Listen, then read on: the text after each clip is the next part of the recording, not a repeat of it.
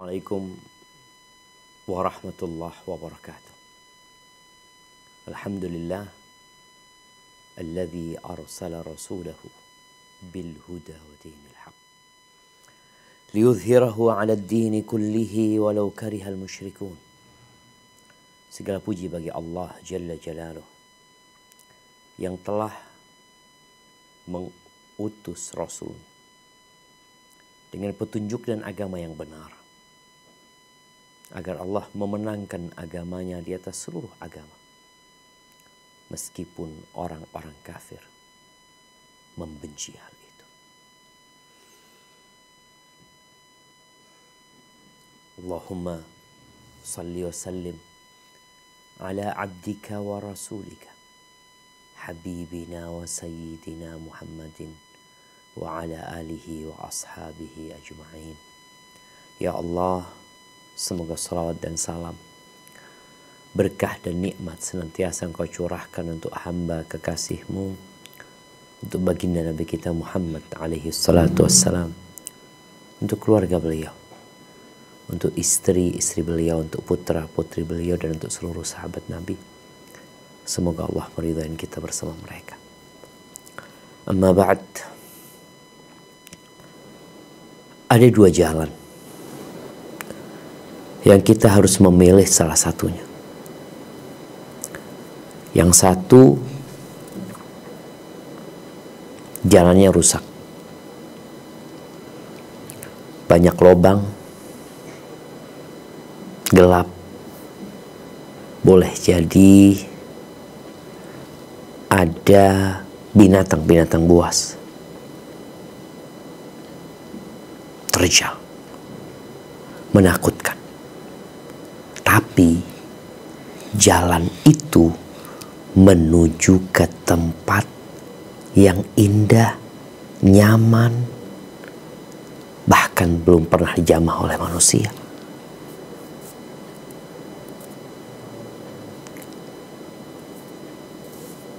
Yang satu jalannya bagus, mulus, kanan kiri pemandangan yang indah. Bahkan ada banyak rest area, tempat peristirahatan. Tapi yang jadi masalah, jalan itu menuju ke jurang, tempat kebinasaan. Kira-kira kalau disuruh memilih antara dua jalan tadi, kita milih yang mana? Kalau bicara jalannya, maka kita akan memilih jalan yang nyaman. Tapi kalau berpikir tujuannya, maka kita akan rela melewatin jalan yang terjal, jalan yang rusak, yang penuh dengan rintangan, halangan, tapi pada akhirnya kita akan merasakan kenikmatan. Dan itulah jalan menuju ke surga. Sejak dulu jalan menuju ke surga itu tidak mengenakan. Dan jalan menuju ke neraka sejak dulu sampai hari ini dan sampai hari kiamat, jalan itu jalan yang nyaman, yang enak dilewati. Ketika Allah Jalla Jalaluhu menciptakan surga dan neraka, Allah mengirim Jibril untuk melihat ciptaan Allah Jalla Jalaluhu. Jibril melihat surga yang penuh dengan keindahan, kenikmatan, segala kenyamanan, bahkan bagaimana Allah Azza wa Jalla menyebutkan tentang surga yang diciptakan olehnya dalam sebuah hadis qudsi, a'adattu li'ibadiyas salihin ma la 'ainun ra'at wa la udhunun sami'at wa la khatara 'ala qalbi bashar. Aku persiapkan untuk hamba-hambaku yang soleh sesuatu yang belum pernah dilihat oleh mata, yang belum pernah didengar oleh telinga, dan belum pernah terbetik dalam hati manusia. Subhanallah. Maka Jibril setelah melihat surga, lalu dia membuat laporan kepada Allah Azza wa Jalla bahwa tidak ada seorang pun dari hambamu yang mendengar tentang indahnya surga, melainkan dia akan masuk surga. Dan ketika melihat neraka, bagaimana apinya begitu panasnya, membakar, menyala, berkobar, begitu menyakitkan dan menakutkan. Maka Jibril mengatakan tidak ada satu pun dari hambamu yang mendengar tentang neraka, melainkan dia akan menghindari neraka. Lalu Allah kirim lagi Jibril. Setelah Allah menciptakan pagar yang mengelilingi surga dan pagar yang mengelilingi neraka, setelah melihat itu Jibril mengatakan, aku takut tidak ada satupun hambamu yang masuk surga. Karena berat ternyata jalan menuju ke surga. Dan aku khawatir semuanya masuk neraka. Karena begitu enaknya jalan menuju ke neraka. Namun hidup ini pilihan. Faman sya'a falyu'min wa man sya'a falyakfur. Barang siapa yang ingin beriman, silahkan. Yang ingin masuk surga, silahkan. Yang ingin kafir, ya silahkan. Jamaah rahimakumullah. Jadi sejak dulu kita perlu berjuang untuk mendapatkan sesuatu yang indah. Dan untuk menjadi orang yang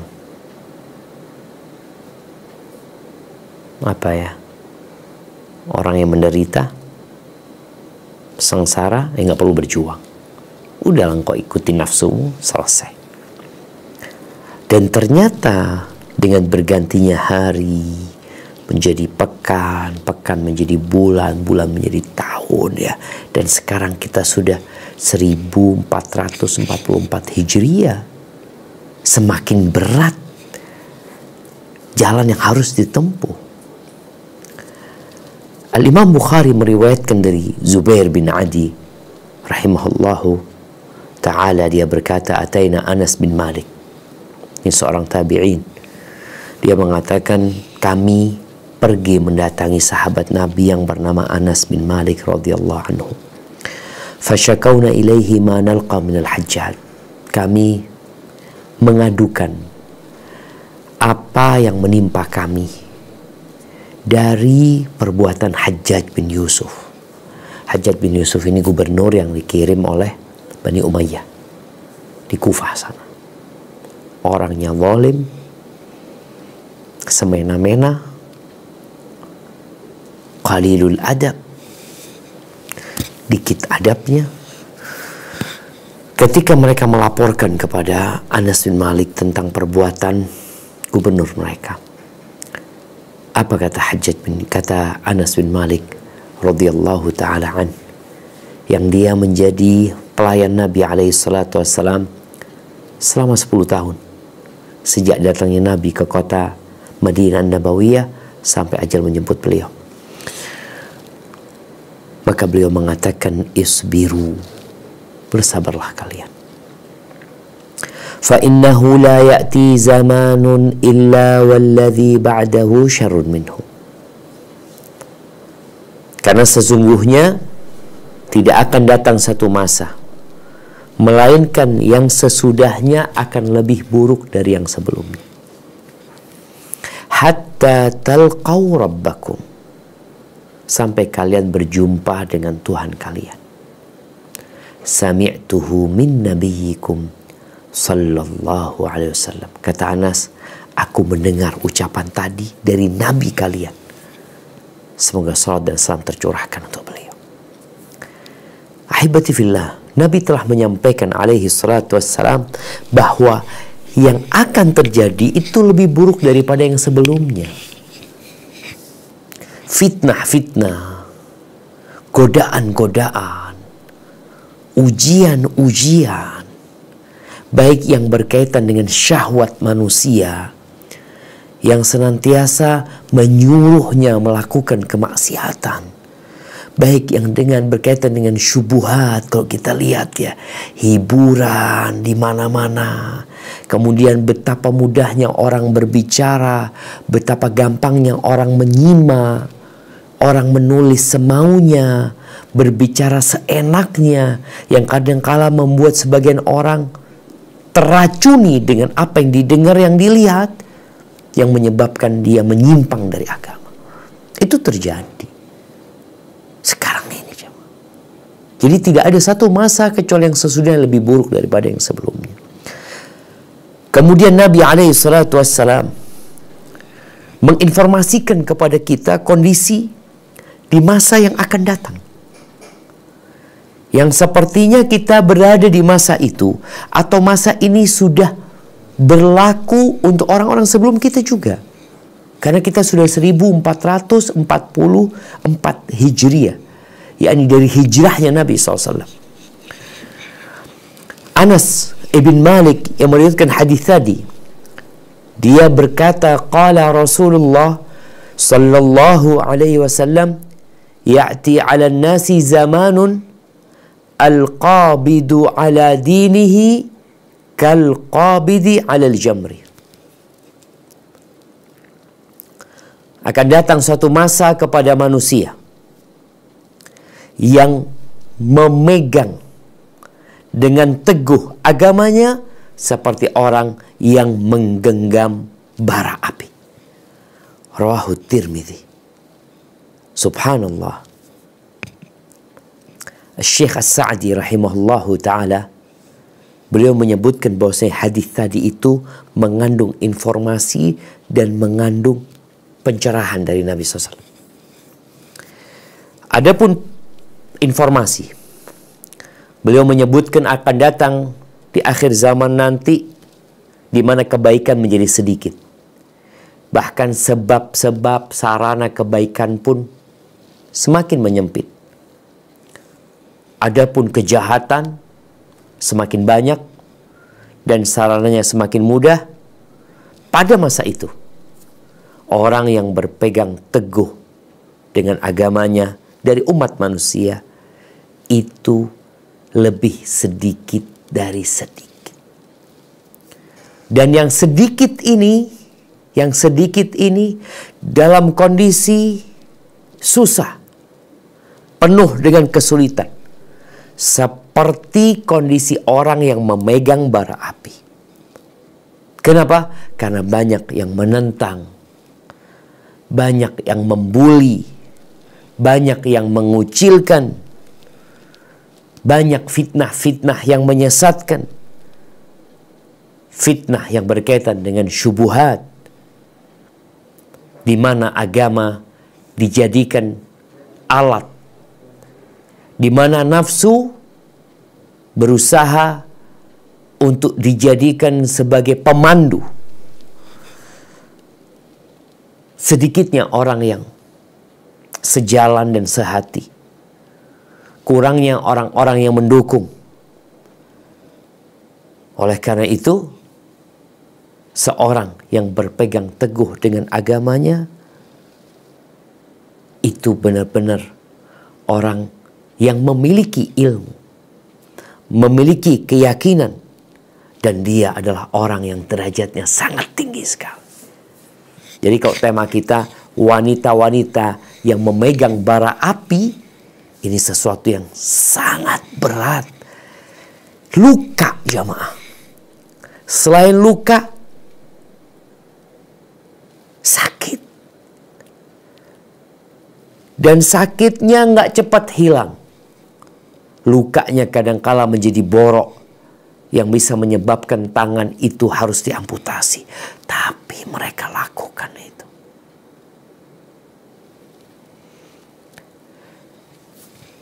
Disebutkan dalam hadis yang diriwayatkan Utbah bin Ghazwan radhiyallahu anhu bahwa Nabi alaihi salatu wasallam mengatakan, inna min waraikum ayyamas sabr. Di balik kalian, di belakang kalian ada hari-hari yang penuh dengan kesabaran. Yang diperlukan kesabaran ekstra. Lil mutamassiki fihinna yawma idzin bima antum alaih.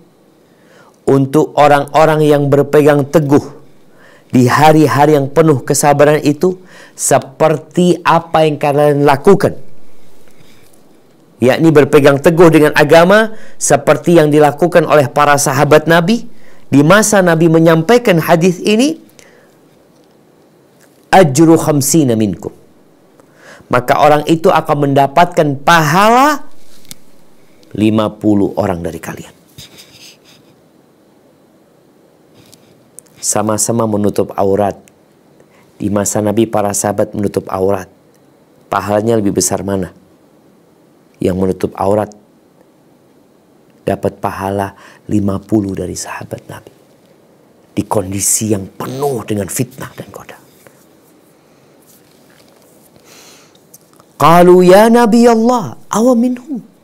Para sahabat ketika mendengarkan penjelasan Nabi SAW bahwa mereka mendapatkan pahala 50 dari sahabat, mereka takjub dengan besarnya pahala yang diberikan kepada mereka. Maka mereka bertanya, apa maksudnya dari mereka? Bukan dari sahabat, dari mereka. 50 dari yang hidup semasa sama mereka. Qala bal minkum.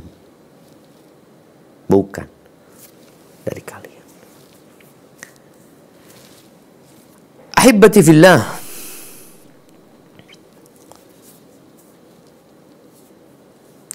tatkala kita menjadi orang baik di tengah-tengah orang baik, itu hal yang mudah. Tatkala seorang wanita memakai jilbab yang syar'i di tengah-tengah masyarakat yang semuanya berhijab syar'i, maka itu bukan sesuatu yang memberatkan. Bahkan kita lihat di sebagian negara, jilbab itu sudah menjadi tradisi dan budaya. Mereka memakai itu ya udah biasa karena semuanya pada pakai. Nggak ada perasaan berat. Tapi bagaimana engkau harus menutup auratmu di saat orang-orang memakai celana pendek, memakai pakaian yang menyingkap dada mereka, menggunakan pakaian yang tidak menutup rambut mereka, diurai rambutnya. Yang kedua, di mana manusia-manusia itu tidak membiarkan yang katanya toleransi, saling menghargai, saling menghormati, itu hanya pemanis. Kalau katanya orang Jawa itu abang-abang lambe. Ya. Hanya apa ya istilahnya? Omongan aja. Realitanya mereka nggak suka. Mereka tidak mau. Mereka benci. Bahkan mereka ingin membuat aturan agar jilbab tidak ada, agar cadar tidak diperbolehkan. Padahal kemarin, tatkala COVID-19, bagaimana orang disuruh pakai masker double. Bukan karena agama, tapi karena ketakutan kepada virus yang kecil. Ditutup mukanya. Selama ini perempuan muslimah pakai cadar dibicarakan oleh mereka. Menjadi berat. Di saat orang-orang tidak sholat, dia sendiri yang sholat. Ketika dia punya kawan, punya tetangga, atau punya keluarga lagi duduk tahu-tahu masuk waktu sholat, dia harus meninggalkan tempat itu demi menghadap kepada Sang Pencipta. Ini hal yang berat buat dia. Di saat yang mereka bicarakan dunia, bahkan mereka berbincang tentang dosa, ghibah, ini dan itu di majlis itu, bagaimana dia bisa menghindar? Berat.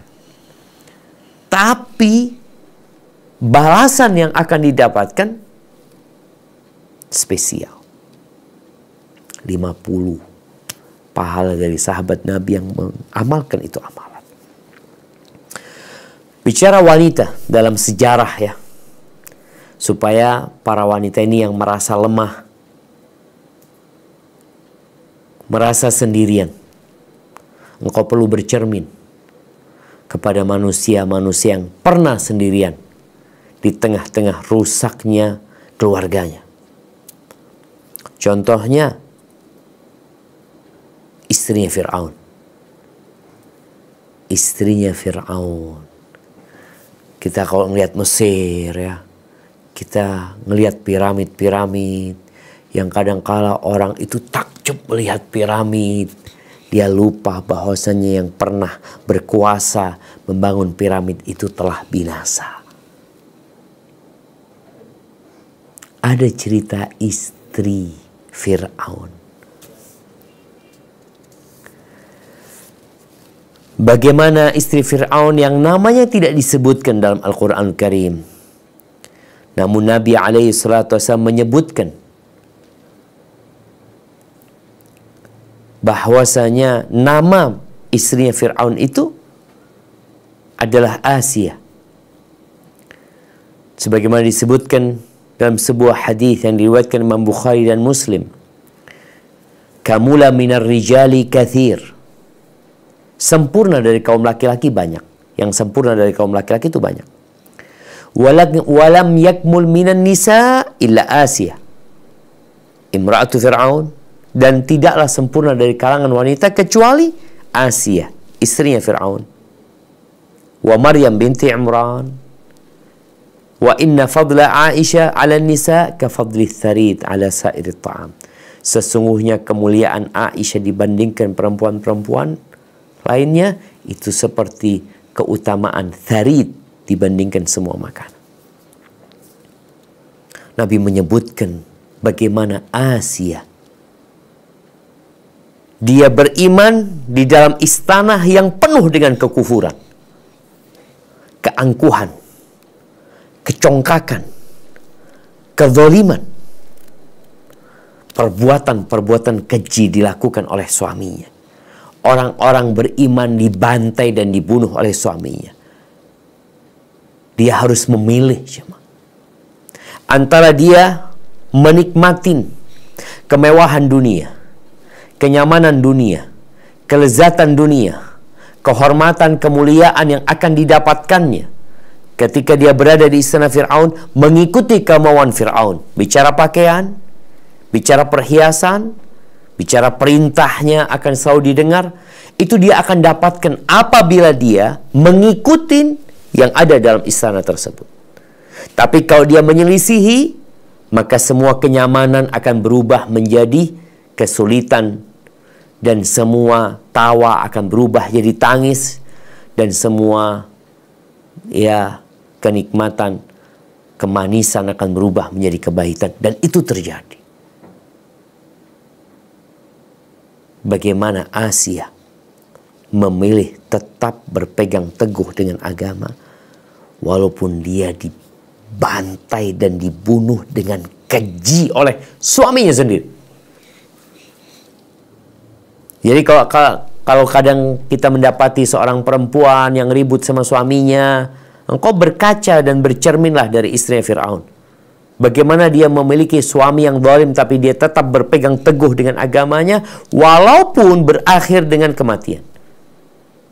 Kalau sekarang mungkin suami nggak membunuh, mungkin suami akan menceraikan walaupun berakhir dengan perceraian. Selama yang dia lakukan adalah perbuatan yang diridhai oleh Allah Azza wa Jalla, dia pertaruhkan hal itu. Anda ingat kisah seorang wanita yang dia mengatakan suaminya nggak suka dia pakai jilbab. Suaminya lebih suka dia buka pakaian seperti yang dulu lagi. Pakai tank top ya, pakai you can see apa. Tapi dia mempertahankan itu walaupun dia akan diceraikan oleh suami. Apa yang Allah ceritakan tentang istri Fir'aun di surat At-Tahrim ayat 11. Nah, silakan dibaca.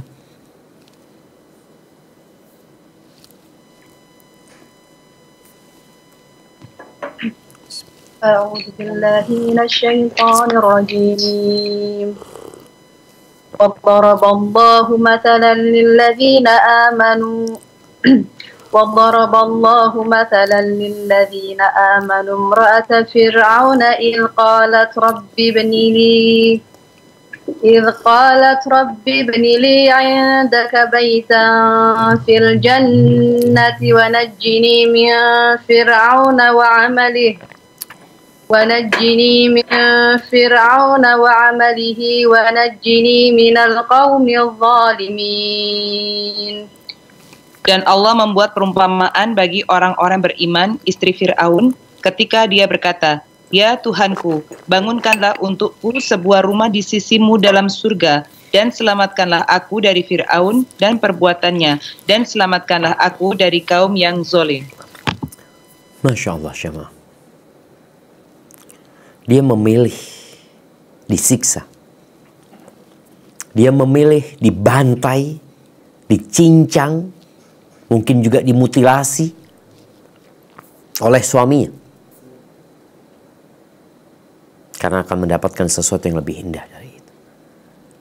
Maka kalau berpikir panjang, kita akan memegang bara api. Walaupun beresiko kepada kehidupan kita di dunia ini. Karena sejatinya kita akan mengakhiri hidup ini. Hidup ini gak lama. Hidup ini perjalanan.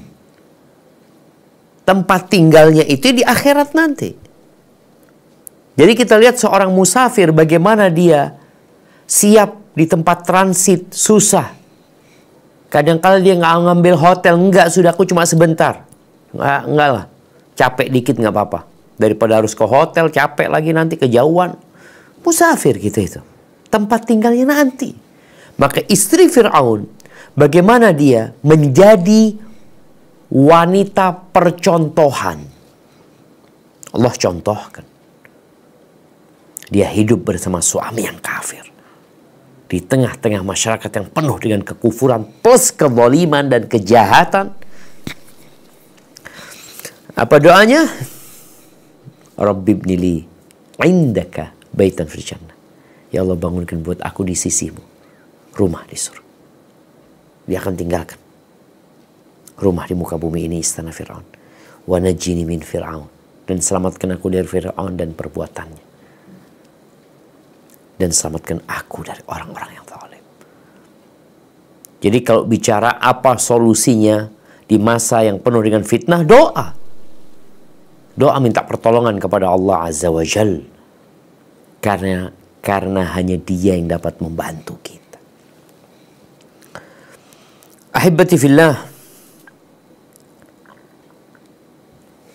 Wanita yang kedua yang diceritakan oleh Nabi alaihi salatu wassalam. Yang Nabi dapat cerita ini dari Jibril. Dan kisah ini tidak jauh dari rumah istri Fir'aun. Kisah ini terjadi di dalam istana Fir'aun juga. Siapa perempuan itu? Masyitah binti Fir'aun. Tukang sisirnya, putrinya Fir'aun. Abdullah bin Abbas radhiyallahu anhuma mengatakan, qala Rasulullah sallallahu alaihi wasallam, lamma kanatil lailatu allati usriya bi fiha, ketika di malam hari yang aku melakukan Isra di dalamnya, atat alayya raihatun thayyibah, aku mencium aroma yang wangi. Faqultu ya Jibril, ma hadhihi raihah. Maka aku berkata kepada Jibril, ya Jibril, bau apa ini Jibril? Aroma apa yang wangi ini? Faqala hadhihi raihatu Masyitah ibnati Fir'aun wa auladiha. Ini aroma wanginya perempuan tukang sisir putrinya Fir'aun bersama anak-anaknya. Qultu wa ma sya'nuha. Gimana ceritanya mereka? Kok sampai aromanya dapat dicium? Begitu wanginya. Lalu Jibril cerita. Bainama au baina hiya tumashitu ibnata Fir'aun dhata yaumin. Ketika dia sedang menyisir putrinya Fir'aun pada suatu hari. Idh saqatat al-midra min yadayha. Sisir yang dari besi itu jatuh. Sisirnya dari besi. Jatuh dari tangannya. dari kedua tangannya, mungkin dia menyisir, tahu-tahu jatuh. Faqalat bismillah. Lalu dia mengatakan bismillah. Apa kata putrinya Fir'aun? Abi, maksudnya engkau bapakku, bismillah itu, dengan nama Allah. Qalat la, enggak, bukan. Walakin Rabbi wa Rabbu abiki, Allah. Enggak, bukan, tapi Allah itu Tuhanku dan Tuhan bapakmu. Qalat ukhbiruhu bidzalika. Dalam riwayat ditampar Masyidah binti Fir'aun oleh putrinya Fir'aun. Lalu dia mengatakan, aku akan adukan engkau kepada dia. Qalat na'am. Silahkan, katanya. Udah ketahuan. Yang sebelumnya dia menyembunyikan keislamannya, tapi Allah ingin menunjukkan kehormatan dan kemuliaan dia. Fada'aha. Akhirnya dipanggil sama Fir'aun perempuan ini. Nggak disebutkan namanya siapa. Masyita itu bukan nama, tapi pekerjaan, profesinya dia. Itu tukang sisir. Ya fulana, wa inna laki rabban ghairi. Wahai fulana, engkau punya Tuhan selain aku. Apa jawab Masyita binti Fir'aun? Perempuan ini mengatakan, na'am, Rabbi wa Rabbukallah. Ya, Tuhanku dan Tuhanmu adalah Allah. Fa'amara bi baqaratin min nuhasin fa'uhmiyat. Lalu didatangkan panci besar, kasih minyaknya. Panci ini cukup untuk masak seekor sapi. Thumma amara biha an tulqa hiya wa auladuha fiha. Maka diperintahkan supaya dilemparkan dia bersama anak-anaknya ke sana. Jadi anak-anaknya dulu dimasak sampai tulangnya keluar, jamaah ya. Yang kedua, yang ketiga, sampai yang keempat, yang kecil ya. Satu persatu anaknya dilemparkan ke sana. Qalat lahu innali ilaika haja. Masyitah binti Fir'aun mengatakan, aku minta sebuah permohonan. Aku punya satu permohonan. Qala wa ma hajatuki? Apa keperluanmu? Permohonanmu apa? Qalat uhibbu an tajma'i idhami wa idhama waladi fi thawbin wahid tadfinuna.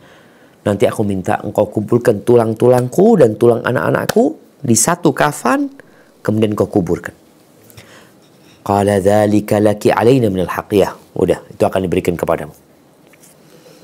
Qala fa amara bi auladiha fa ulqu baina yadayha. Anaknya itu satu persatu dari depan dia dibawa, diseret, dilemparkan, jamaah. Matang anaknya sampai keluar tulang. Yang kedua, yang ketiga, sampai kepada bayi yang sedang disusui. Ketika dia ngelihat itu bayi, kesian sama bayi ini. Masa harus merasakan api yang panas itu.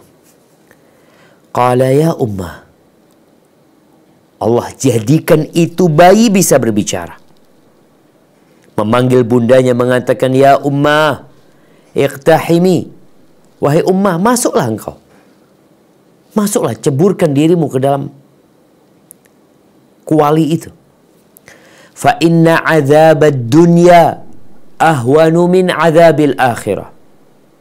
Sesungguhnya azab dunia itu lebih ringan daripada azab akhirat. Maka dia pun menceburkan dirinya bersama bayinya. Apa kata Ibnu Abbas radhiyallahu anhuma? Takallama arba'atu sigharin. Ada 4 balita yang dapat berbicara. Isa ibnu Maryam, wa sahibu Juraij, wa syahidu Yusuf, dan bayinya tukang sisirnya putrinya Fir'aun. Hadisnya diriwayatkan oleh Imam Ahmad, jemaah. Ahibati fillah, seperti memegang bara api. Kita terkadang dikasih 2 pilihan. Yang satu enak, yang satu lebih enak. Tapi kalau pilihannya istrinya Fir'aun, Masyitah binti Fir'aun, antara siksaan dengan kenikmatan. Mereka memilih untuk disiksa. Mereka memilih untuk diazab di dunia. dengan siksaan yang dibikin oleh manusia daripada di akhirat. Tapi kita berat untuk melakukan itu. Sumayyah, umatnya Nabi Muhammad SAW, ibunya Ammar bin Yasir, bagaimana disiksa oleh Abu Jahal, diikat kedua tangannya, kedua kakinya. Disebutkan dalam buku-buku sejarah bagaimana dipaksa dia untuk keluar dari agama Allah. Di tengah-tengah masyarakat yang penuh dengan kesyirikan. Karena dia tetap mempertahankan keimanannya, akhirnya Abu Jahal mengambil tombak dan menusuk kemaluannya. Mati.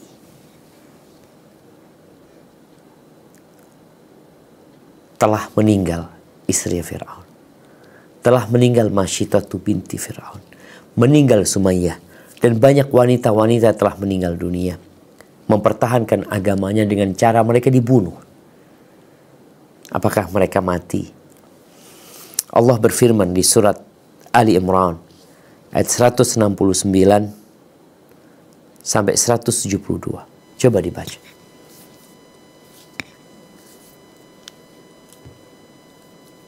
ولا تحسبن الذين قتلوا في سبيل الله أمواتا. Iya betul. Betul. 169. بل أحياء عند ربهم يرزقون فرحين بما آتاهم الله من فضله فرحين بما آتاهم الله من فضله ويستبشرون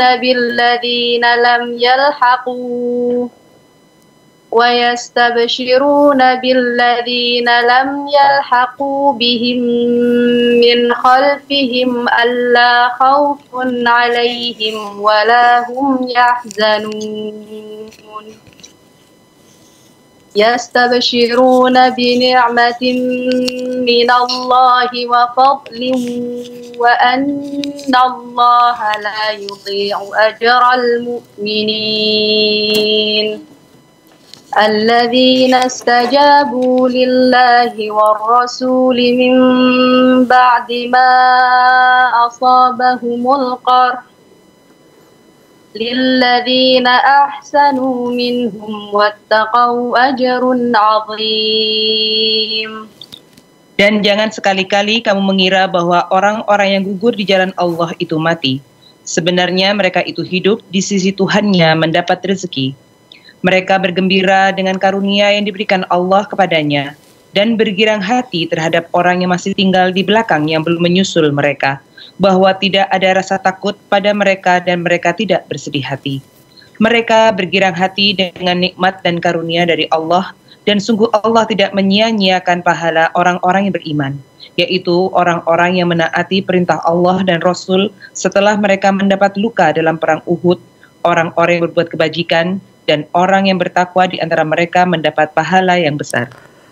Barakallahu fiik. Kita bersedih dengan apa yang menimpa istri Fir'aun. Dengan apa yang terjadi terhadap Masyiatatu binti Fir'aun. Dengan Sumayyah. Tapi ternyata mereka dalam kenikmatan. Nggak perlu takut dan khawatir. Maka tatkala kita kesulitan untuk menegakkan agama Allah ini, bahkan ada ancaman, mungkin ancaman itu akan menimpa fisik kita, atau jiwa kita, atau ekonomi kita, maka ingat, Allah tidak akan menyia-nyiakan pahala bagi orang-orang yang beriman. Kalau kita membaca ceritanya Khadijah radhiyallahu taala anha, bagaimana dia harus bersabar mendampingi Rasulullah sallallahu alaihi wasallam. Bagaimana telinganya harus tebal Hatinya harus dingin. Mendengar celaan, makian yang disematkan kepada suaminya. Tapi Khadijah bersabar. Aisyah radhiyallahu taala anha, beda perjuangan dengan Khadijah. Nggak akan dapat menyaingi Khadijah. Tapi dia punya perjuangan tersendiri. Jamaah rahimakumullah. Aisyah itu ditinggal mati oleh Nabi alaihi salatu wassalam ketika dia berumur 18 tahun. Dan istri-istri Nabi itu nggak boleh nikah. Bayangin ya, dia berumur 18 tahun. Dia manusia biasa yang memiliki syahwat, yang memiliki nafsu, tapi dia nggak boleh menikah. Dan dia hidup sampai berumur 66 tahun. 66 tahun. Bagaimana dia bersabar selama 48 tahun. Menjadi janda. Sehingga dia terus berusaha untuk berpuasa. Menyampaikan agama Allah ini. Aisyah itu disebutkan dia termasuk yang berpuasa dahar. Puasa sepanjang tahun. Kecuali di hari-hari yang gak boleh puasa. Ini sebuah perjuangan yang berat, jamaah. Tapi dilakukan. Ahibati fillah, Fatimah putri Nabi juga berjuang. Bagaimana dia hidup bersama suami yang miskin, punya anak yang banyak, yang menuntut dia untuk bekerja sendirian. Dan pada saat ini, bagi teman-teman yang hidup mungkin di negeri-negeri, di daerah-daerah yang mungkin berpegang teguh dengan agama di tempat itu menjadi bahan bulian, maka bersabarlah. Bacalah Al-Quran Karim. Mohonlah kepada Allah kekuatan. Engkau harus saling bergandengan dengan saudara-saudaramu. Nabi SAW ketika di Mekah dikumpulin tuh sahabat di rumahnya Al-Arqam bin Abil Arqam. Harus dikuatkan keimanan mereka. Disampaikan agama Allah ini. Jangan tertipu dengan gemerlapnya dunia. Karena apa? Qul mata'ud dunya qalil.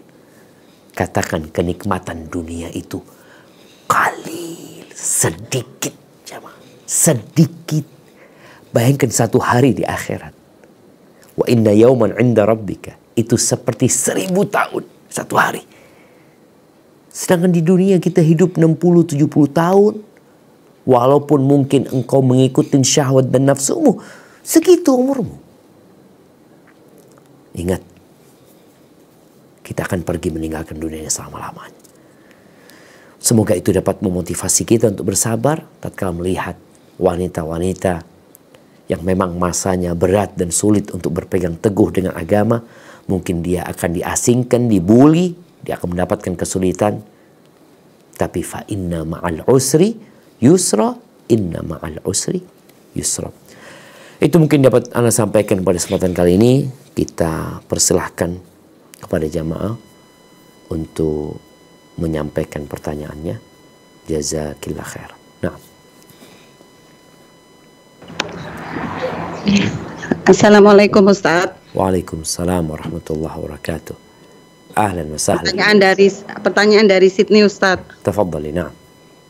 Ya Ustaz, tapi di luar tema ini Ustaz. Siap. Mau tanya, kalau seumpama ya Ustaz, kita ini kan nggak ada anak gitu ya Ustaz. Nah, namanya manusia itu selalu takut akan masa depan Ustaz. Kalau seumpama kita ini bukan dibilang pelit ya Ustaz, jadi save uang untuk diri sendiri, takutnya nanti kalau sakit atau apa, sehingga kita kalau mau berbagi sama keluarga itu sepertinya takut-takut gitu loh Ustaz. Ya secukupnya aja. Apakah itu termasuk kita terlalu cinta sama dunia Ustaz? Jazakallahu khair. Barakallahu fikum. Taib ahibati fillah. Jadi kalau bicara tadi nggak punya anak, orang kalau nggak punya anak ini, maka dia harus berpikir untuk masa depan. Tapi jangan hanya berpikir masa depan yang pendek. Ada masa depan yang panjang. Maka dikatakan al-kayyis, orang yang cerdas itu, man dana nafsahu wa amila lima ba'dal maut. Orang yang cerdas itu adalah orang yang senantiasa bermuhasabah. Kalau tadi dikatakan dia mikir gimana nantinya. Kalau ada ini, ada itu, iya dia berusaha untuk mengevaluasi dirinya. Dan dia berbuat untuk masa depan dia. Tapi masa depan yang setelah kematian. Wa amila lima ba'dal maut. Aku setelah mati kemana aku gitu loh. Aku udah gak bisa beramal lagi. Gimana kondisinya nanti? Allah subhanahu wa ta'ala berfirman di surat Al-Baqarah ya.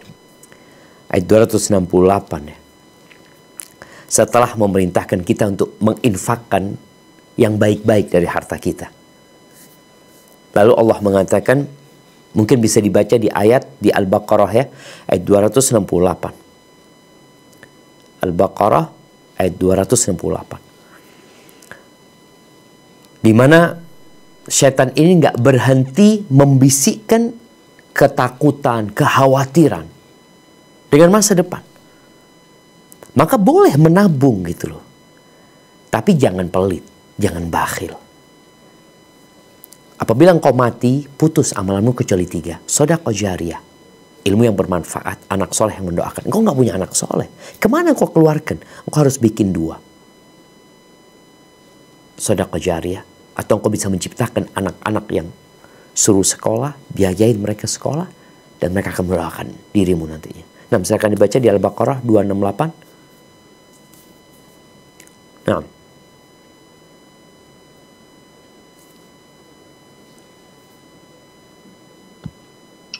Asy-syaitanu ya'idukumul faqra wa ya'murukum bil fahsya. Wallahu ya'idukum maghfiratan minhu wa fadla. Wallahu wasi'un alim. Setan menjanjikan menakut-nakuti kemiskinan kepadamu dan menyuruh kamu berbuat keji atau kikir. Sedangkan Allah menjanjikan ampunan dan karunia-Nya kepadamu. Dan Allah maha luas, maha mengetahui. Jadi seperti itu. Setan ini selalu nakut-nakutin kita. Engkau nanti gimana? Nanti gimana? Ketika mau sedekah selalu ada banyak gambaran kekhawatiran dengan masa yang akan datang. Yang nggak tahu apa yang akan terjadi pada waktu itu. Sedangkan Allah itu menjanjikan kepada kita. Kalau kita bersedekah, janji di dunia dan di akhirat dikasih ganti. Diselamatkan dari bala, disembuhkan dari penyakit, dijauhkan dari petaka. Jadi sebagaimana kita berpikir untuk menabung, nanti gimana kalau aku sakit? Bagaimana engkau sedekah supaya nggak sakit? Mohon sama Allah balasan di dunia dan di akhirat. Maka bagi kita yang kadang kala takut, ada jemaah kecintaan kepada harta ada di diri kita. Makanya kadang-kadang orang tuh udah banyak hartanya. Kalau kita berpikir ya, mama ini ada orang punya uang berapa engkau? Anggap dia punya uang 100 miliar. Dia kan terus menumpuk ya. Padahal kalau dikatakan kau setahun butuh berapa sih? Aku setahun butuh 1 M untuk biaya hidupku. Kalau engkau butuh 1 M, engkau sekarang umur 60 tahun, ya berapa sih? Anggap sampai umur 80 engkau umpamanya. Berarti engkau butuh 20 M. Sisanya itu engkau sedekahkan. Ini kalau bicara kita menghitung kebutuhan. Nggak masalah. Nabi SAW memberikan nafkah kepada istrinya untuk setahun ya. Beliau juga punya harta ya, di Fadak. Ada kebun di sana. Itu juga untuk biaya kehidupannya, nggak ada masalah. Tapi beliau ketika punya harta, beliau sedekahkan. Hada wallahu a'lam bissawab. Nah.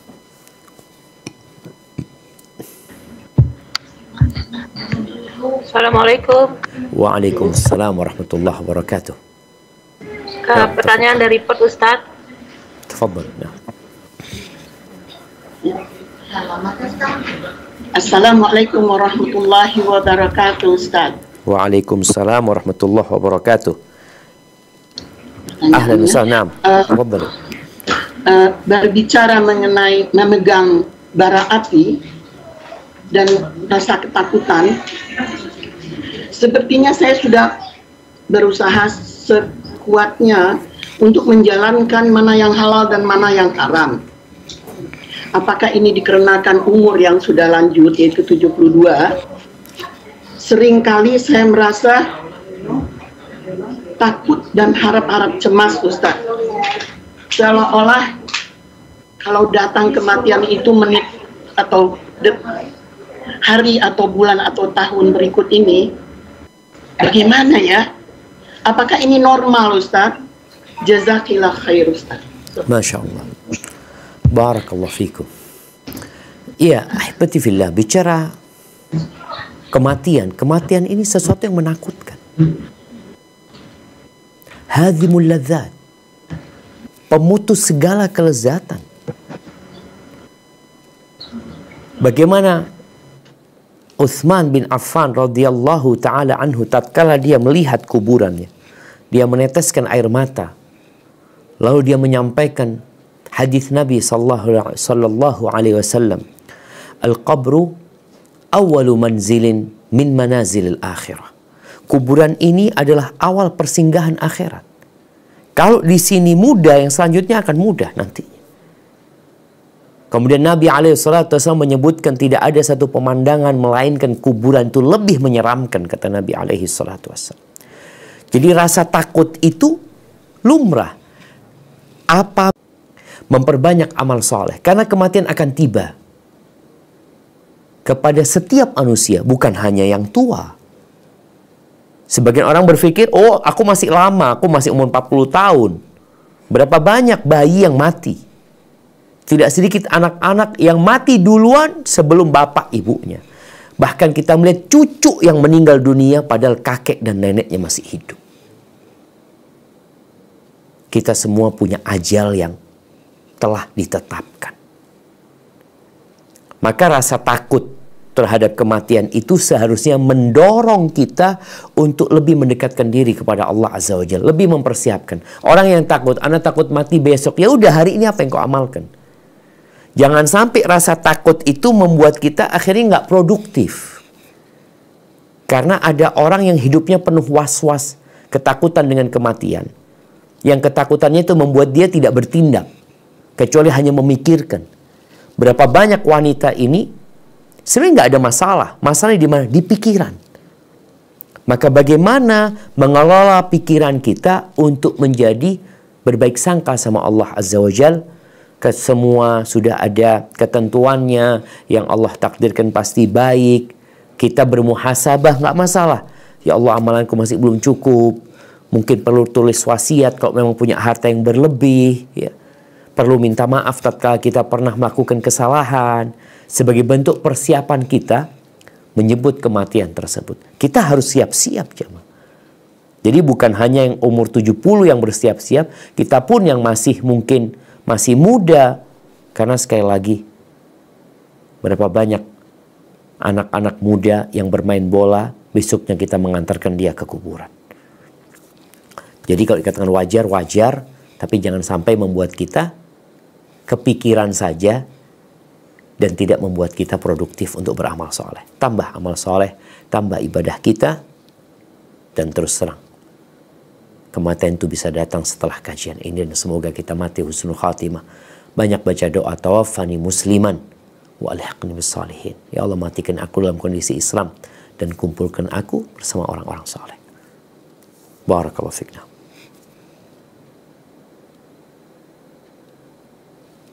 Dari Brisbane. Naam, tafadhali. Apabila wanita sedang sakit dan tidak dapat menjalankan kewajibannya kepada suaminya, lalu bagaimana jika istri tersebut adalah pencari nafkah yang supaya primer yang yang utama hanya dia, mungkin suaminya tidak bisa gitu, dan beliau tidak sanggup melayani suami, apakah tetap mendapatkan laknat Allah? Jazakumullah khairan Ustaz. Subhanallah, barakallahu fiik ya. Masya Allah ya.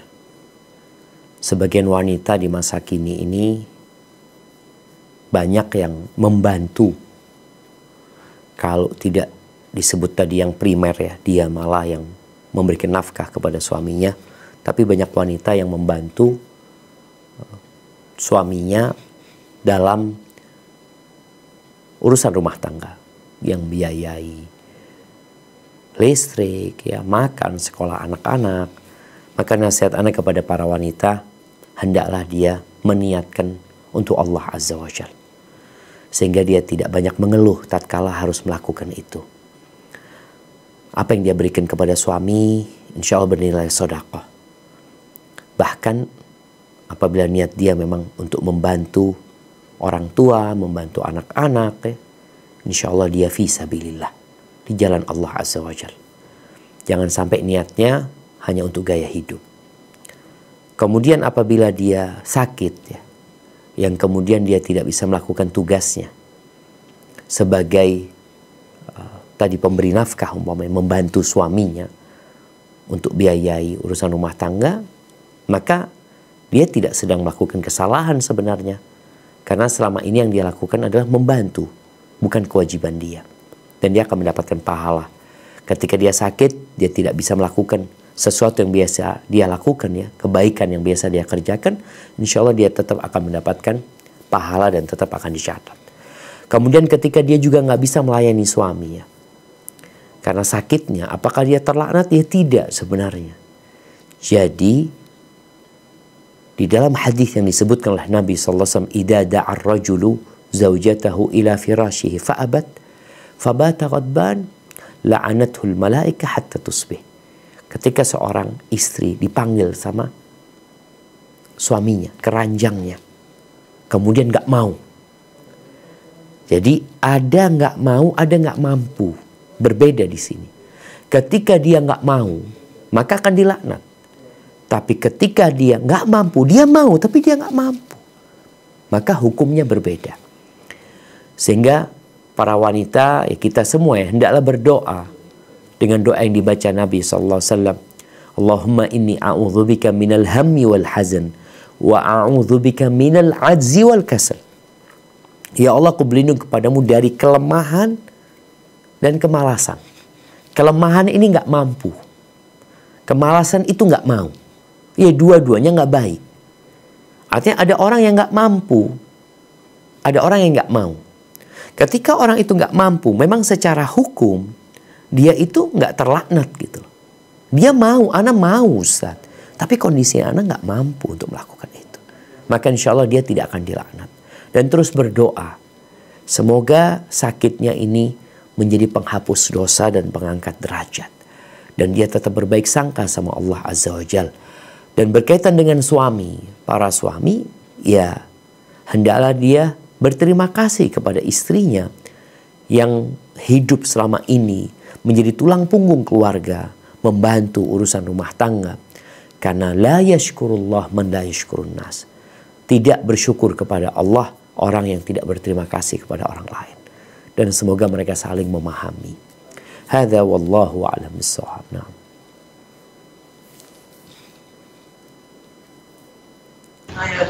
Assalamualaikum warahmatullahi wabarakatuh. Waalaikumsalam warahmatullahi wabarakatuh. Ahlan wa sahlan. Na'am, tafadhal. Pertanyaannya, jika ada saudara mengadakan perayaan ulang tahun yang diadakan dalam tempo waktu yang lama, misal undangan boleh datang sekitar pukul 8 sampai 11 begitu. Bolehkah kita datang dengan niat silaturahim di waktu-waktu terakhir? Jadi melewatkan ritual ulang tahunnya, Ustadz. Datang hanya untuk bertemu dan berbincang. Bagaimana itu, Ustadz? Dan satu lagi, kalau kita menikmati goodie bag-nya bagaimana ya, Ustadz? Jazakallah khair. Barakallah fiik. Jamaah Masya Allah ya. ya ini salah satu tantangan ya.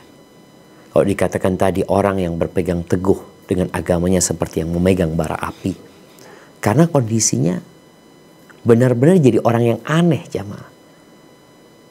Bada'al Islamu ghariban wa sayaudu ghariban kama bada. Islam ini dimulai dengan keanehan, keasingan. Dan dia akan kembali menjadi asing. Fatuba lil ghuraba. Maka kebaikan buat orang-orang yang asing. Di tengah-tengah masyarakat yang menganggap ulang tahun nggak ada masalah, bahkan itu menjadi tradisi yang selalu diadakan ya. Lalu muncul orang yang nggak mau. Ini dianggap aliran nyeleneh ini engkau. Ikut aliran apa engkau? Padahal sejatinya itu yang seharusnya dilakukan. Tidak perlu ada ulang tahun. Kemudian apa sikap kita? Jadi adalah orang-orang ya. Ana tahu-tahu dapat roti cake ya, yang ada tulisannya Ana ternyata sudah 19 tahun menikah. Ana ngomong apa ini? Ana ini lupa kapan Ana menikah. Ana lupa kapan menikah. Dan memang bukan sesuatu yang perlu diingat. Karena kita membangun rumah tangga itu dengan sakinah, mawaddah dan rahmah bukan berkaitan dengan tahun pertama, tahun kedua, tahun ketiga. Akhirnya kita menjadi orang yang sibuk dengan peringatan-peringatan. Kembali kepada pertanyaan. Berkaitan dengan tadilah, kalau bicara ulang tahun, Anda tidak akan membahas tentang hukum ulang tahun karena insya Allah semua sudah paham bahwasanya tradisi itu bukan datang dari Islam. Budaya itu ya bukan budaya yang diambil dari masyarakat Muslim, tapi diimpor dari negeri-negeri sana. Kalau kita ingin menjaga silaturahim, datanglah sebelum acara atau sesudah acara. Kalau dikatakan dia tadi dalam waktu yang panjang hari itu, kita datang besoknya. Sehingga kita memang tidak datang pada hari acara tersebut. Atau kalau memang selesai acara, sudah nggak ada acara, kita datang silaturahim, insya Allah nggak ada masalah ya. Tidak dalam rangka melestarikan acara mereka. Adapun makanan yang dibagikan sama mereka, kalau kita dikasih makanannya nggak ada masalah, makanannya halal jemaah. Hadza wallahu a'lam bissawab. Nah.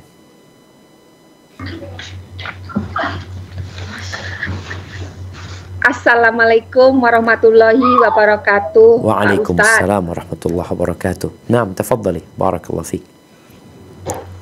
Ini dari Melbourne, Australia. Siap. Mau bertanya, misalkan ini Pak Ustadz, kita kan sesama teman, ada chat, WhatsApp gitu ya. Terus apakah harus dengan kata ada di chatnya itu harus dipermulakan dengan kata Bismillah, Bismillahirrahmanirrahim. Apa kabar Mbak? Misalkan kayak gitu. Apa tidak seharusnya pakai Assalamualaikum? Apa kabar Mbak? Itu yang bagusnya yang mana Pak Ustadz? Masya Allah, barakallahu fiik.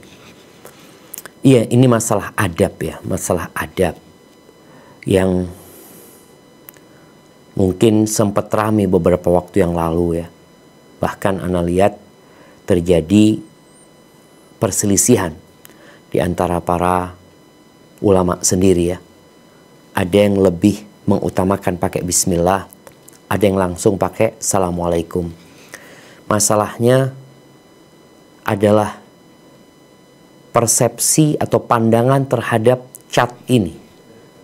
Chat ini surat menyurat atau percakapan. Ketika percakapan, maka yang lebih diutamakan tatkala kita hendak berjumpa dengan seorang, kita katakan assalamualaikum, kaif halak, apa kabar. Tapi ketika itu surat, maka Nabi SAW ketika kirim surat, beliau dimulai dengan bismillah. Nabi Sulaiman ketika kirim surat ke Balqis, dimulai dengan bismillahirrahmanirrahim. Baru kemudian salam ya. Jadi disinilah terjadi perbedaan. Wallahualam, ana melihat chat itu lebih kepada komunikasi, percakapan. Sehingga ya sudah seperti kita bercakap-cakap. Kita katakan assalamualaikum, apa kabar, kef halak, ini dan itu ya. Tapi ketika dalam chat itu kita hendak mengirim surat, seperti surat permohonan maaf dalam chat tersebut, maka mulai dengan bismillahirrahmanirrahim. Assalamualaikum warahmatullahi wabarakatuh, dari aku ini itu. Jadi yang ke surat maka pakai bismillahirrahmanirrahim. Tapi yang lebih kepada percakapan maka mungkin pakai assalamualaikum warahmatullahi wabarakatuh. Dan nggak tercela ya ketika orang mau mulai pakai bismillah, silahkan yang mau pakai dengan bismillah silahkan. Jadi kita nggak perlu mencela mereka, tapi kalau sudah menyalahkan mungkin itu yang perlu dipertimbangkan. Tapi kalau mengatakan boleh-boleh aja, silahkan. Cuma Anda melihat chatting itu lebih kepada percakapan, dan kalau bercakap ya lebih kepada assalamualaikum ketika seorang berjumpa ya. Hakadha wallahu a'lam bissawab. Nah. Assalamualaikum warahmatullahi wabarakatuh, Ustaz. Waalaikumsalam warahmatullahi wabarakatuh. Naam, tafadhal. Ya. Ini masalah niat buat beramal ya Ustaz ya. Ya. Ini ada rumah warisan mau dijual. Nah, dan sebagian ada anak yang di luar negeri yang udah menjujuli rumah itu, Ustaz. Dan niatnya kita yang dari luar negeri itu mau rumahnya mau kalau dapat dijual mau dibelikan rumah lagi. Gimanakah sebaiknya kita nggak mau benefit dari rumah itu biar bisa tetap dijadikan rumah buat keluarga yang tidak punya rumah atau buat tamu yang datang dari luar negeri. Itu sebaiknya niatnya bagaimana, Ustaz? Niat Tunggu, buat sebentar. wakaf apa niat buat gimana? Ini semua anggota keluarga sepakat? Yang bagiannya mereka dibagikan, Ustaz. Tapi yang bagiannya kita yang dari luar negeri yang mau dijadikan dibelikan rumah lagi, Ustaz. Nah, Masya Allah, Masya Allah. Barakallahu fiik. Ya, kalau bicara niatnya apa ya ketika kita ingin dijadikan rumah lagi, maka niatkan wakaf lillahi ta'ala. Rumah wakaf tinggal untuk siapa? Ketika seorang sahabat Nabi, Abu Talha radhiyallahu ta'ala anhu, dia datang kepada Nabi SAW setelah turunnya firman Allah, lan tanalul birra hatta tunfiqu mimma tuhibbun. Kalian tidak akan mencapai tingkatan albir, kebajikan itu, sampai kalian menginfakkan dari apa yang kalian cintai. Maka dia mengatakan kepada Nabi SAW, kebunku Beruha ini yang paling aku cintai ya Rasulullah. Terserah kau mau diletakkan di mana. Maka Nabi SAW mengatakan kepada Abu Talha, ara an taj'alaha fil aqrabin. Engkau berikan kepada kerabat-kerabat. Mungkin jadikan wakaf buat kerabat-kerabatmu. Sehingga orang mendapatkan manfaat dari kebun tersebut, tapi kebun itu nggak dibagi gitu ya, atau kebun itu yang dibagi. Jadi kalau bicara tadi rumah, ya niatkan buat keluarga. Umpamanya kalau dikatakan kita mau belikan rumah, siapa yang berhak menempati rumah ini, bikin surat tercatat bahwasanya rumah ini diperuntukkan buat yang tidak mampu, yang belum punya rumah. Ketika dia punya rumah, dia harus keluar. Karena kadangkala orang ini keenakan ya, di rumah itu udah nggak bayar dia, padahal dia mampu sebenarnya. Maka agar benar-benar sesuai dengan yang diniatkan tadi, membantu keluarga yang tidak punya rumah, seperti itu. Atau mau bikin rumah Quran. Jadi rumah itu ketika nggak ada yang pakai, mamanya keluarga alhamdulillah jadikan rumah Quran. Sehingga akan menjadi pahala yang mengalir buat keluarganya ketika di rumah itu digunakan untuk membaca Al-Quran. Tapi kalau tadi buat keluarga pun bagus ya, diniatkan buat keluarga yang nggak mampu, sehingga mereka menempati rumah itu sampai kapan. Tolong itu dicatat, dan ketika ada yang masuk ke sana, mereka masuk sesuai dengan akad resmi. Karena memasukkan orang itu mudah, tapi mengeluarkan sulit sekali. Apabila ada surat menyurat, insya Allah akan lebih mudah. Hadza wallahu a'lam bissawab. Maaf Ustaz, karena kita yang dari luar negeri kan nggak bisa beli. Kalau di Indonesia itu kalau dinamakan orang tua maksudnya saya pengennya kalau beli dinamakan orang dua dua saudara kita. Jadi kalau seumpamanya ada apa-apa dengan saudara satu, keluarganya dia, anak keturunannya enggak meminta itu sebagai hak waris mereka. Itu apakah itu boleh, Ustaz? Iya, nggak ada masalah sebenarnya ketika itu diniatkan wakaf. Jadi ada surat wakaf ya. Surat wakaf. Nanti ada nadhirnya, ada pengurusnya. Pengurusnya salah satu keluarga, nggak ada masalah. Tapi dalam surat menyurat itu jadi sertifikat ada yang wakaf gitu loh. Sertifikat wakaf. Kalau nggak mau sertifikat wakaf, pinjem nama. Nggak ada masalah pinjem nama. Tadi ada 2 keluarga di sana, mamanya kakak beradik. Tapi setelah pinjem nama, nanti bikin kesepakatan di notaris bahwa ini bukan milik. Mereka hanya pinjem nama dan tidak punya hak sebenarnya di tanah tersebut atau di rumah itu. Jadi untuk keamanan, insya Allah nggak ada masalah. Tinggal tadi mau pakai sertifikat wakaf, atau kalau nggak mau wakaf, pinjem nama. Setelah pinjem nama, kemudian bikin perjanjian di notaris tentang siapa sebenarnya yang memiliki tempat itu dan tujuannya untuk apa. Mungkin seperti itu. Hadza wallahu a'lam bishawab. Wa iyyakum.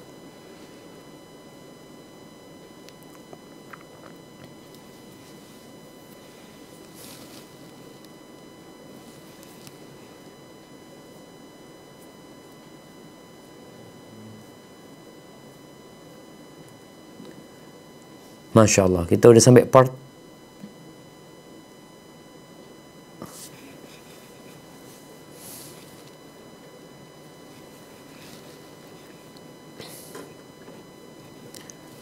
ahlan wa sahlan. Naam.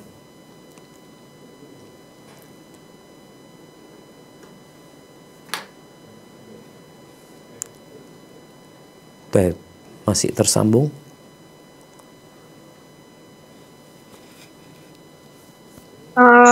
Silakan Brisbane, kalau memang nggak ada yang di Perth, silakan di Brisbane duluan.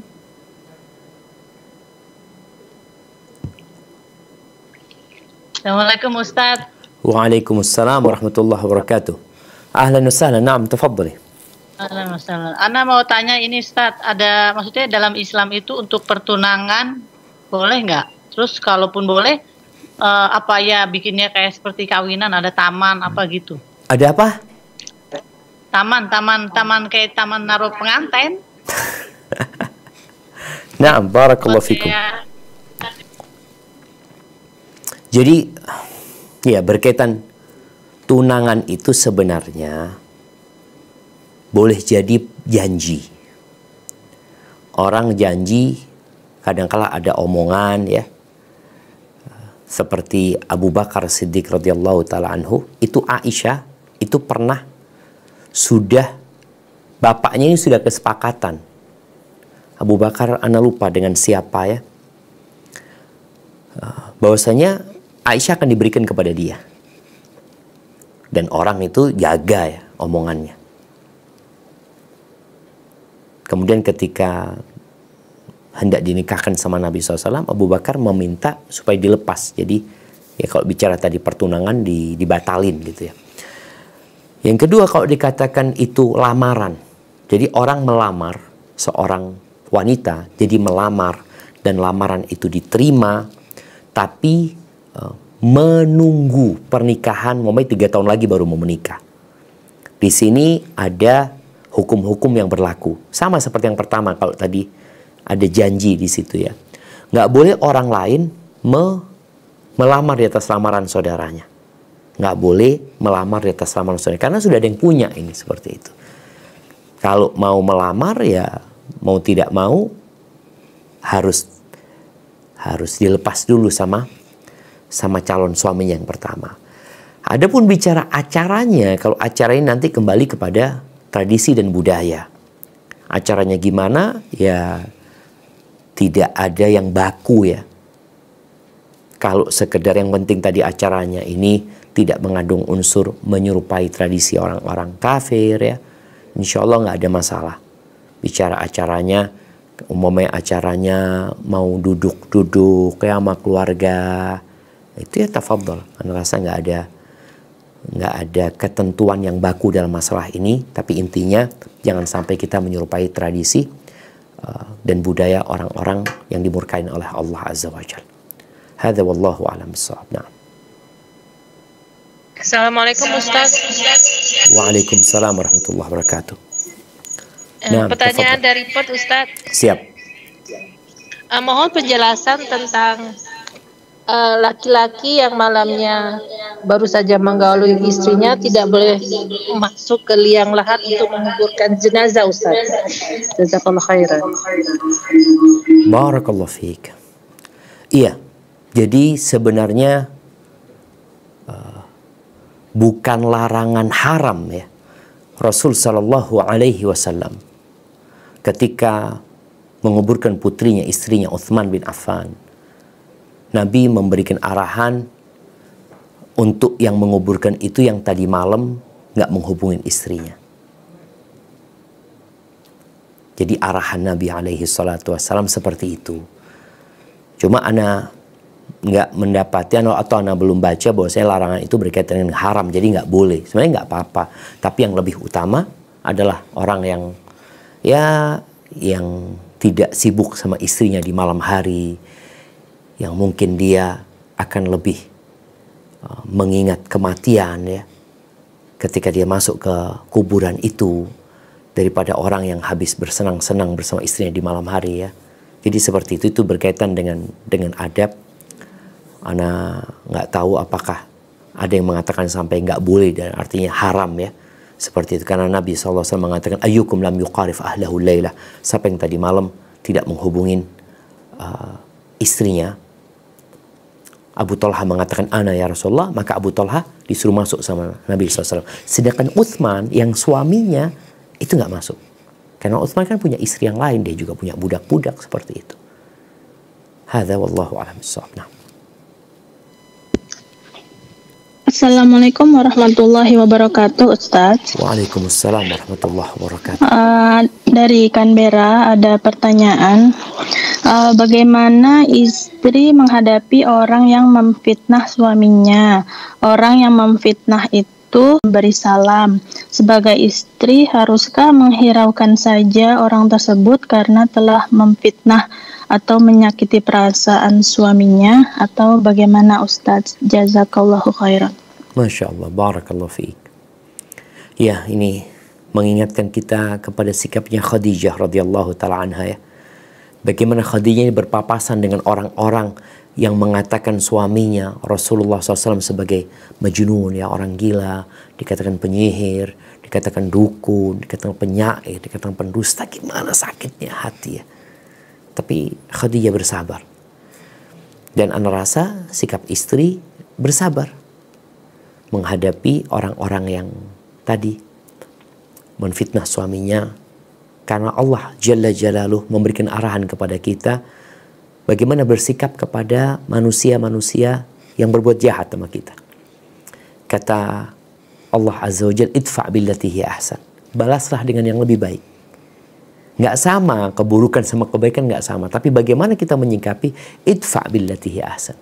Fa idzal ladzi bainaka wa bainahu adawatun ka'annahu waliyyun hamim.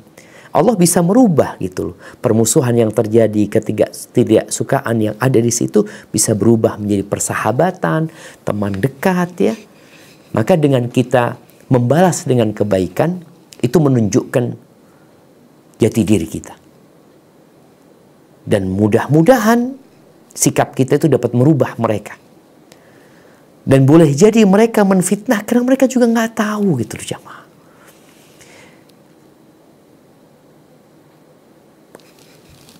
Apa ya? Watak asli manusia itu baik. Terbuat dari tanah. Kalau kita tahu tanah itu bisa dimodel macam-macam gitu loh. Mau dimodel rumah jadi rumah, mau dimodel umpamanya model kue jadi kue bentuknya, jadi gelas seperti itu. Jadi manusia itu sebenarnya makhluk yang mudah untuk berubah. Jadi insya Allah ketika menghadapi mereka yang menfitnah, apalagi kerabat, ucapan assalamualaikum, ahlan sahlan, kaif halak, seperti itu. Semoga dengan itu mereka berubah menjadi lebih baik dan doakan. Hadza wallahu a'lam bissawab. Assalamualaikum warahmatullahi wabarakatuh. Ustadz dari Kuala Lumpur. Ahlan wa sahlan. Naam, tafadhali. Ini titipan pertanyaan, Ustadz. Apakah boleh untuk seorang laki-laki atau suami untuk merapikan jenggotnya? Karena jenggotnya tumbuh sangat lebat. Apabila tidak dirapikan atau dipotong sedikit untuk jangka waktu yang lama. Atau adakah batasan sepanjang apa apabila yang boleh dipotong atau dirapikan? Jazakallahu khair, Ustadz. Masya Allah, barakallahu fiik. Naam, ahibati fillah. Jenggot ini adalah hiasan kaum laki-laki. Dan syariat jenggot ini syariat di seluruh agama yang diturunkan kepada para nabi. Makanya termasuk sunnah fitrah. Nabi Ibrahim, Nabi Musa, Nabi Isa alaihissalam, ya, dan Nabi kita Muhammad alaihi salatu wassalam. Akan tetapi terjadi perubahan kultur dan budaya yang menyebabkan orang memandang jenggot seperti sesuatu yang kurang menyenangkan. Padahal kalau kita lihat presiden-presiden Amerika terdahulu itu mereka pakai jenggot, ya. Dan sampai hari ini orang-orang Yahudi yang taat itu tetap pakai jenggot mereka.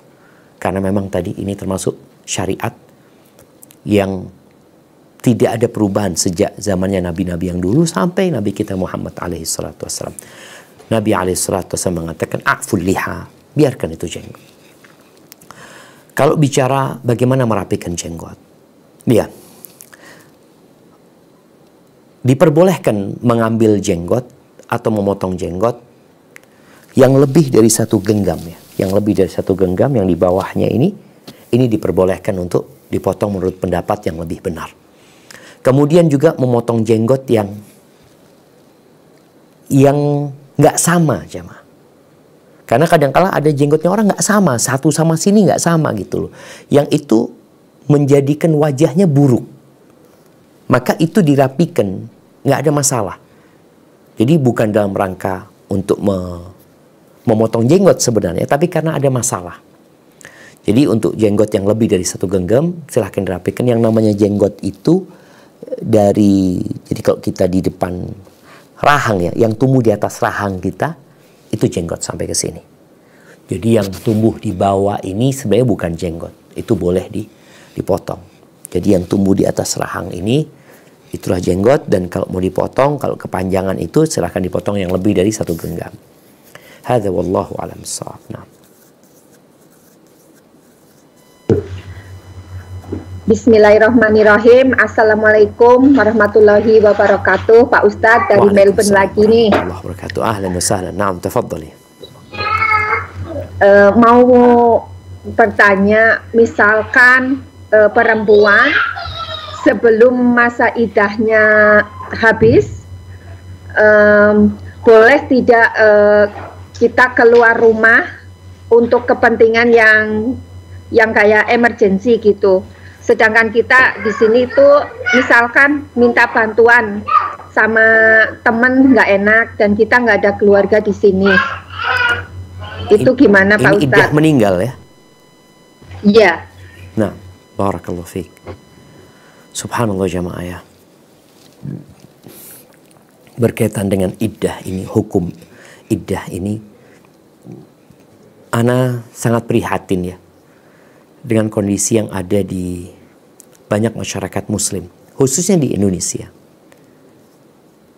Jadi suaminya meninggal, si perempuannya ini udah pakai lipstik, pakai ini, nggak pakai jilbab kemana-mana. Anak kadang-kadang bingung, ya, kemana para ustadz, kemana para ulama, kemana para kiai gitu loh. Kenapa tidak memberikan penjelasan kepada mereka? Atau sebenarnya sudah dikasih penjelasan tapi mereka yang tidak mau, ya. Jadi hukumnya orang yang dalam masa iddah meninggal dunia, maka dia tinggal di rumahnya, tidak keluar kecuali ada keperluan.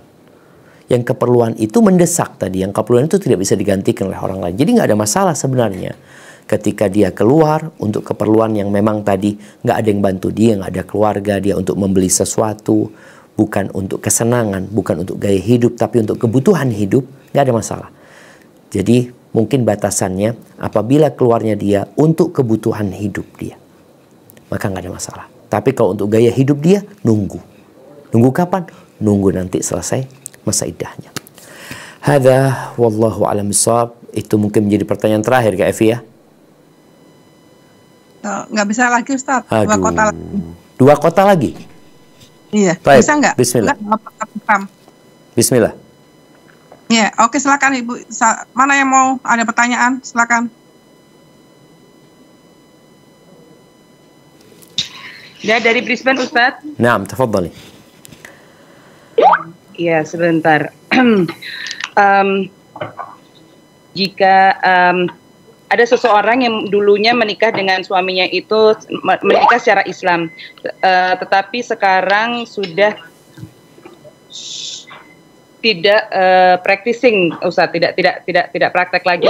Nah, terus mereka ini sudah pisah secara 7 tahun, tetapi kadang-kadang jika suami tersebut datang masih tidur sekamar tapi tidak bersentuhan, sudah pisah tetapi tidak ke pengadilan, masih memberikan nafkah, ini hukumnya bagaimana Ustaz? Jazakumullah khairan. Afwan, masih muslim suaminya?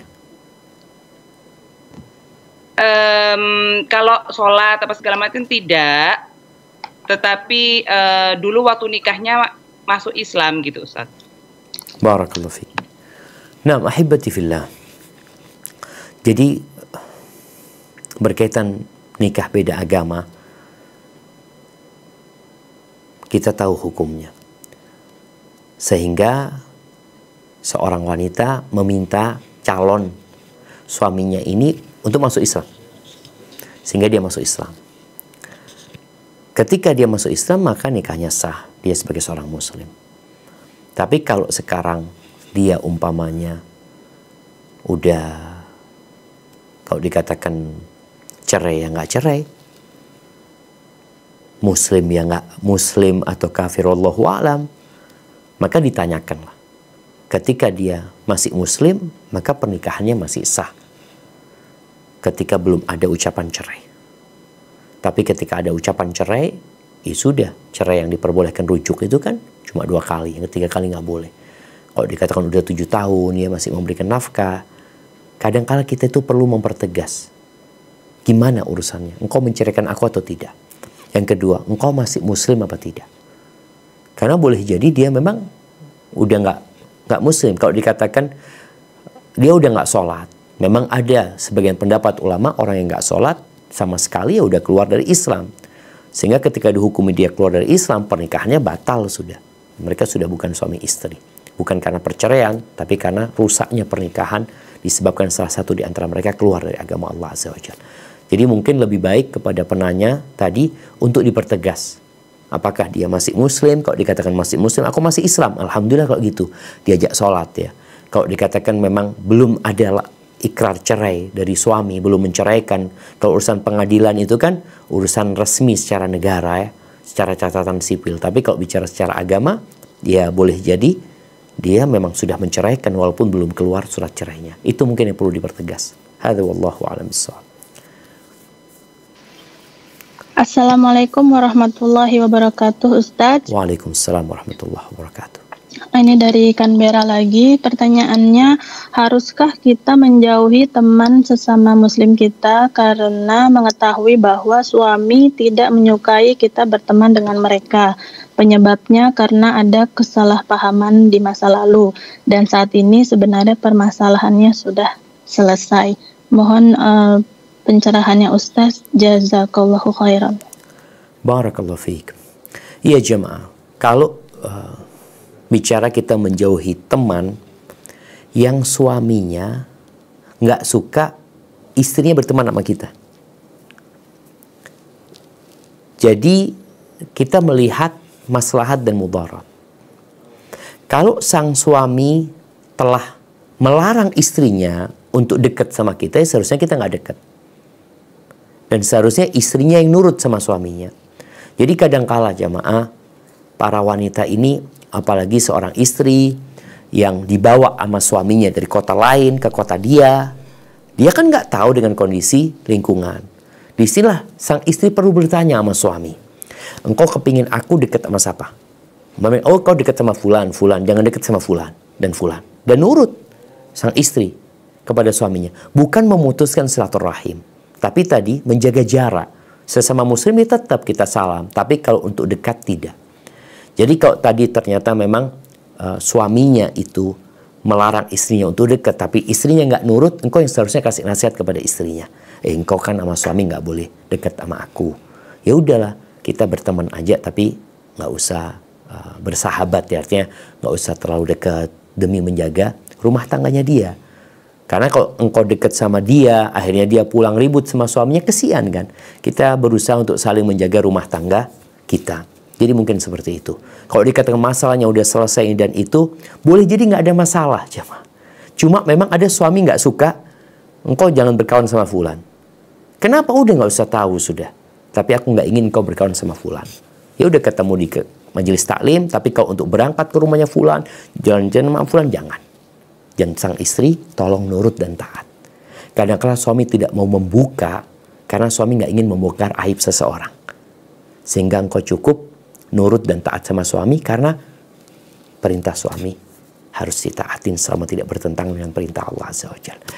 Hadza wallahu a'lam bissawab. Itu yang dapat Anda sampaikan, kurang lebihnya mohon maaf. Semoga Allah mudahkan kita untuk terus belajar ilmu agama dan mengamalkan apa yang kita pelajarin. Subhanakallahumma bihamdika asyhadu an la ilaha illa anta astaghfiruka wa atubu ilaik. Wassalamualaikum warahmatullahi wabarakatuh.